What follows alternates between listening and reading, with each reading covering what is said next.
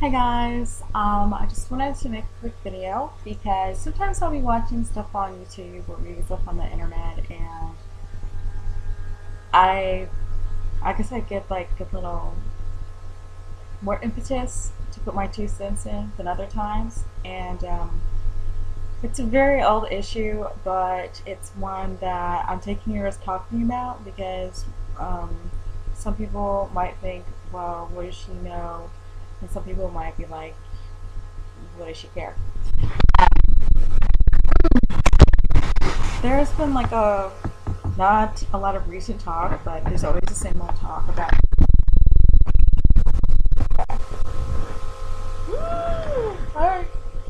Sorry, it's my webcam.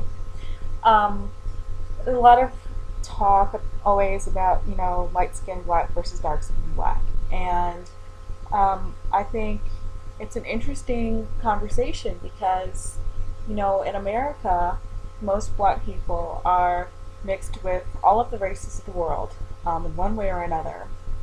They most likely have Native American, which is Asian blood in them, and most of them have European blood in them. And I know that I do, my mother does, my father does, and he's Hispanic. It's just, the way that history ran. But while I was talking to my husband is white, and he has Native American in him, and he probably has some black in him, some or African blood in him somewhere, way back. You know, it's funny that racism is even an issue in this country because of the fact that unless you're a first or second generation immigrant from, a pure line of all, Dutch or all Asian or all African, you pretty much have the same genetic makeup as the next person. And the whole thing comes down to melanin in the skin, which is like, what do white supremacist groups in America have to go on, as far as like, what percentage of melanin should you not have before you reach the benchmark, and they go from hating you to loving you, or loving you to hating you. Anyways, I thought it was interesting because one girl made an interesting point. She's like, you're born with the skin that you have, and you should love it. And some people I see, in the drugstores, there's bleaching creams in the black cosmetics section with the hair and everything. And I've never used it. I haven't had a need to use it. And I wouldn't say anybody really has a need to use it, but I think it's funny that people get all up in arms over that sort of thing because nobody gets mad when a light person goes to get a tan. But it's also interesting because it's like being considered white in this country is not just what skin tone you are, but what your hair is like. I think has a big thing to do with it. I think even myself, I can quickly tell the difference between somebody who has more European or less European ancestry, not by their skin tone, but by the whole combination of all their features. And this girl was also saying, it's Rachel Louise Triple X XXX. All right. She was saying, and I didn't disagree with her, that people get all sorts of things done to themselves to improve their looks. That's the reason why we wear makeup. That's the reason why we mess with the hair on our heads, why people get plastic surgery. And that's everyone's choice. But I also think it's people's choice whether or not they're happy with their skin tone. If everybody was happy with their skin tone, you wouldn't have tanning, you wouldn't have blush, you wouldn't have bronzer. There'd be no need for those things because it's like, well, for the same reason that somebody who's dark should be happy, or is being told they should be happy with their skin tone, then somebody who's really pale and has freckles should be happy with their skin tone. Yet nobody gets mad at them if they're like, well, I want to go to the tanning bed because I'm so pale. All of a sudden it's understandable.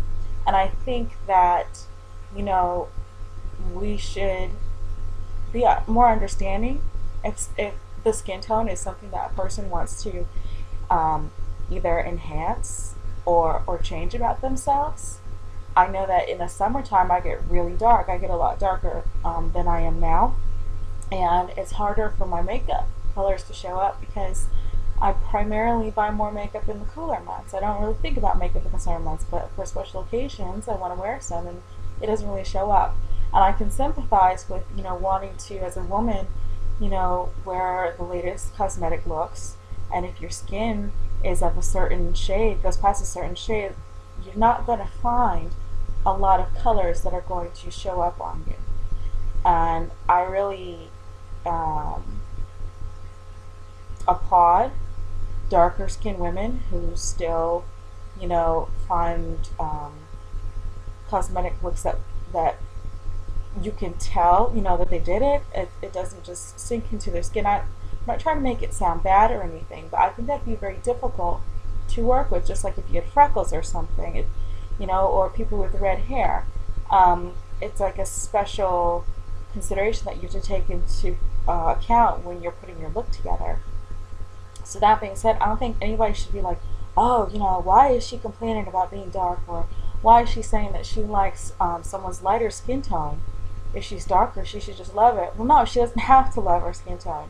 For the same reason that I don't absolutely love my hair all the time. I think it's too thick. So is it wrong for me to go to the salon and get it thinned out to get layers put in it?